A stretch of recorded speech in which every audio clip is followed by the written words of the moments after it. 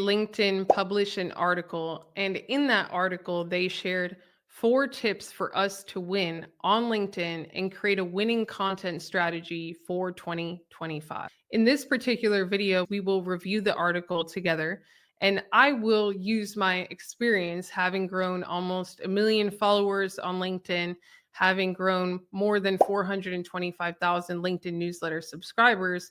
I will either go through the point and agree with it, disagree with it, explain why it's important, and give you clear action steps to put that particular point into action so that you get results for your business. There will be a 5th tip that I share with you at the end of this video that was very ironically left out of this article. Setting yourself up for content success in 2025. I think that this is important for everyone on LinkedIn because the game and the market has definitely changed. I've noticed that over the last year. There used to be a time where just posting a text post on LinkedIn was enough for someone to stand out. But with the rise of AI, a lot of your competitors are already probably creating text content, maybe creating carousels, maybe sharing some information, long form written text posts, polls, whatever. But there is a certain level of content, and it's actually very interesting that their first 2 points really double down on the type of content that I'm always preaching. It's also the type of content that is the least duplicable with AI or the least easily to replicate with AI. I'm not saying that it's impossible, but what I am saying is that they obviously have recognized a sort of blue ocean in terms of content strategy that they want their users to double down on. So it says setting yourself up for content success in 2025. 2025 is just weeks away, and now's the perfect time to set yourself up. Whether you're looking to grow your reach, strengthen your personal brand, or connect with a wider audience, a well thought out strategy can help you get there. But success doesn't just happen, it's the result of planning, reflection, and staying ahead of the curve. Let's dive into the steps that you can take now to position yourself for success in the year ahead. The first thing here is obviously they're doubling down on strategy. What's your top priority? Just ask yourself this one question. What is the one thing that I want to achieve on LinkedIn within the first 90 days of 2025? If that one thing is to acquire high ticket clients, then your content should speak to the person that is most likely to become a high ticket client with the least resistance and lead them to the offer that does. When I work with a client, they could want to do B2B, B2C, have speaking, but there are certain phases and different priorities that need to align with each phase. So, yes, you could want to be a global speaking expert, you could want to write a book. But if you need cash flow in your business today, maybe first priority for the first 90 days is to get one-on-one clients. Once you understand how to do that and that becomes streamlined for your business, the second priority could be maybe to acquire a few B2B contracts, then maybe speaking, then maybe the book. And instead of doing all of that in 90 days, maybe it takes a year, but it becomes a machine where you start skill stacking, but one thing at a time. Building a future ready content strategy. A few things to think about when building your content strategy for the coming year. The start of the new year is the best time to reevaluate and refine your approach to content creation. A future ready strategy begins with looking back on the past year to understand what resonated with your audience and where there's room to grow. Of course, this is only possible if you've been creating content. And if you've been creating content for the right audience that you want to attract for your business. And a lot of the times that's not necessarily the case. This is also only the case if you have enough data to look at. So it's not just that you've been creating content, but you've been creating quality content for the right audience and you've been doing it pretty consistently. If you have 5 pieces of data in 2024, I don't see that as being enough to make these decisions based on, which is why consistency becomes so valuable over time because you have data that compounds that you can look at, that you can make Now, data-driven decisions based on you're not using data that you read about in an article, you're using your own data. And a lot of people don't even get to that point. And then it gets to the point. Here are 4 steps that help you create a strong foundation. Reflect on 2024. What performed well, what didn't resonate. Reflecting on your successes and lessons learned gives you valuable insight into what resonated with your audience and what to build on in the future. This is only valuable if you've been consistent and you know how to analyze the data. Because what most people will do is they will look at it and they'll be like, oh, these posts got the most impressions. But were those posts responsible for getting you the most clients if clients is your goal? When you even reevaluate, you really should reevaluate through the lens of the one thing that you're trying to achieve and to make sure that you have the right information in front of you. Because if not, you can make decisions that don't necessarily drive your goal forward. Define your 2025 goals. Do you want to grow your followers, establish your professional presence, or generate more networking opportunities? Be clear. We went through that. Experiment early, test new formats, topics, or themes. Now to see what clicks with your audience. We've seen that video posts on LinkedIn get 1.4 times more engagement than other formats. So if you haven't tried it yet, now is a great time to give it a shot. I've been saying this for a few months. They obviously are pushing video. When I go to post, it says share your next video or post. And those kind of changes really make a big difference. There's a reason. Plus, experimenting early gives you a head start on refining your strategy for the rest of the year. Streamline with tools, make 2025 your most efficient year yet. Use scheduling tools to plan posts, analytics to track performance, and AI to support brainstorming. So let's get to the best practices because this is really where it gets good. Stay ahead by building these best practices into your strategy. So the first tip, they're leaning into it, is short form video. With video leading engagement across platforms, consider how you can incorporate quick, impactful clips into your strategy. If you do not know, if you have not seen, LinkedIn has had a video only beta feed on mobile for the past few months. At the bottom of your screen on the mobile application, in between home and network, there's now a video button. When you click the video button, you will be taken to a TikTok style video only beta feed where you scroll up and there's video after video. Obviously, this has really taken off on LinkedIn and they are pushing for it more and more. Why is this important for you? It's important for you for a few very different reasons. The first is that when you start scrolling that feed, you will notice that the people who are on that feed are bigger creators. Every time I go onto that feed, there's a creator that I recognize from Instagram, from TikTok, from wherever.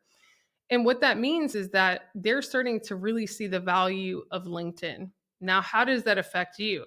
It affects you because if somebody comes onto the platform, let's say from TikTok, where they have literally only done videos for the past 5 years, they've mastered the skill of video.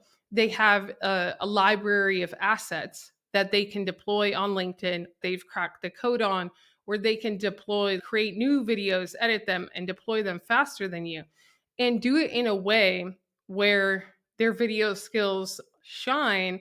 The second reason is if I'm your prospect and I'm spending more time watching the video feed and you do not exist on this feed, but your competitor does, then that's another problem because I may never even discover you because I'm spending more time on this feed. You don't create vertical short form video that stands out, then you don't exist on this feed because you can't post polls, you can't post text posts or other things on this feed. The third thing is that there used to be a time where you would just post something on LinkedIn, hey, LinkedIn family, how are you today? And it could do really well, it could stand out. But again, because of all of these other factors, that's not the case anymore. Your videos have to actually be good.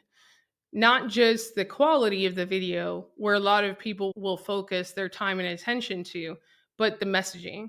The messaging is the main thing. If you're saying something that I've heard 500 other people say, you're saying it with a lot less energy, with a lot less conviction, then they're probably not going to listen to you. I would put yourself in your prospect's shoes. I would start to scroll. I would start to get a good understanding of what your competitors are posting in terms of video. What experience is your prospect getting from competitors? And then step 2 is make it better. Step 3 is make it different. And I'm going to have a mini masterclass on this. And to register for that, I would go to yougrow.club, yougrow.club, and then just click the free LinkedIn masterclass and register. So short form video has gone from optional to a necessity, not just doing it, but actually doing it better and doing it different, doing it at least 3 times a week, no matter what. And a great way to do this is to think of the responsibility that you have as a business owner, as an entrepreneur, to get known so that you can help your prospects solve their problems. That's one. 2 is interactive content. In this one, I'll lean into the live events. Why I'm leaning into the live events is anyone can create a poll. I think polls are great, but doing Q&As where people can actually see you answering someone's question, can actually see the way that you answer, not just the answer that you give, but how you even handle certain questions that you get. Whether you give any information that they could have found on Google, or whether you actually listen to the person, ask them questions in return. I think that interactive content is going to have a huge place in 2025 because, again, it's going to be a blue ocean that is harder for people to replicate with AI. And as AI continues to grow and scale, people will want with the creators that they give their time, energy, and attention to. So one way that you could do this is hosting a live video event maybe once a week. You could take questions from the audience and answer those questions. You could wait for the questions to come in the chat and answer them. You could invite a select few of your clients or people in your community or whatever to come onto the live with you to ask you questions. There are a lot of ways that you could do it, but interacting, they want to see that interactive element. And again, they want authenticity. And one of the things that live video does, that live events do, is bring that authenticity. When you're designing your strategy, at least be open to try it. What I would say to you is be open to do at least 4 live video events once a week for a month. If it doesn't make a difference, if colleagues or peers don't call you and say, hey, I've seen you on LinkedIn, if people that maybe were on the fence of working with you don't reach out or don't re-engage in that conversation, if nothing positive happens, then maybe stop. But that won't happen. And you have to understand that as more of your competitors start to create short form video on LinkedIn, the blue ocean will then become the live video.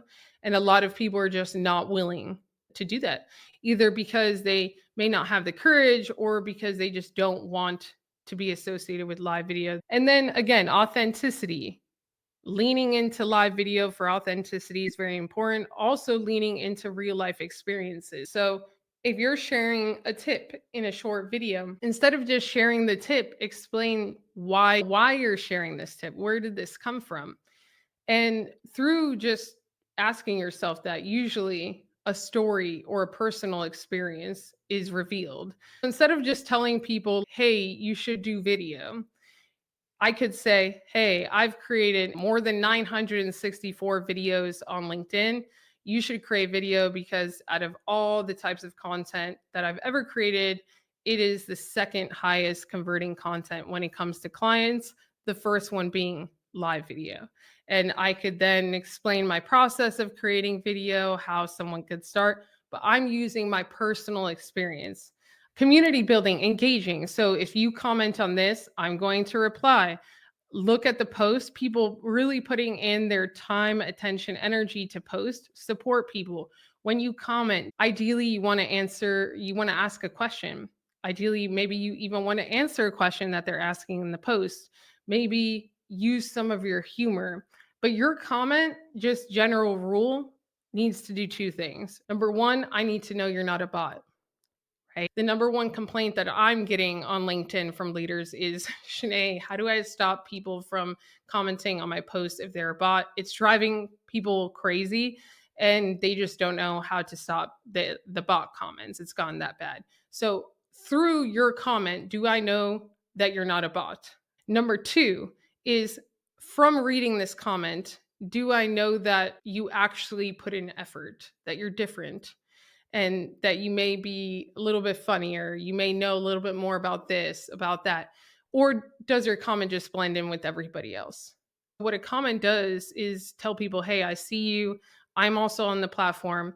And it could really easily open the doors to increase your connection rate and to get people to even connect with you so that you don't have to use your very limited amount of connections. Don't just comment on famous people's stuff, comment on your prospect stuff. This is very important.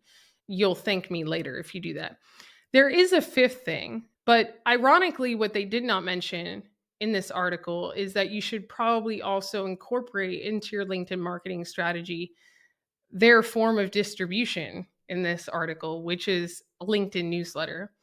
And what a LinkedIn newsletter does is it allows all of your followers to get the opportunity to subscribe to something specific. So if I were to launch a newsletter called AI Video Marketing Tips, the people in my network that would subscribe are naturally interested in AI.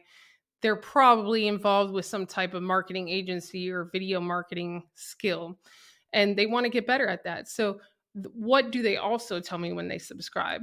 They tell me that they're active on the platform, they tell me that they're interested in this thing, and they're raising their hand to be open to learning more, because if not, they would have not subscribed.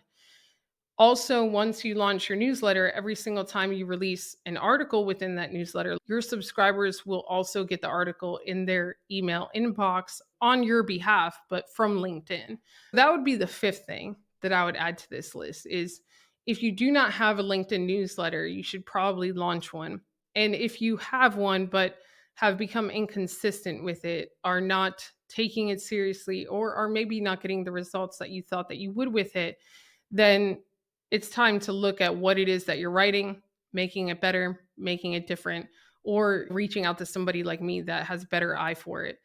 If you want to learn these things, then go to ugrow.club and join the 4-day masterclass. We're going to be incorporating all of these things into the masterclass next week. The first day is going to be creating your 2025 LinkedIn strategy. The second day is going to be focused on short form video. The third day is going to be focused on live video events. And the fourth day is going to be focused on newsletters. So if you are a founder or an entrepreneur, you want to learn those things and really learn them well in a way that you are going to be able to take action on and get results within a short amount of time, then go to ugrow.club and register for the upcoming 4-day masterclass. In the meantime, make sure that you take these advising points that LinkedIn has just gave us pretty seriously when you're creating your strategy, and just know that they wouldn't share this without having a reason to do so. God bless you. Ciao.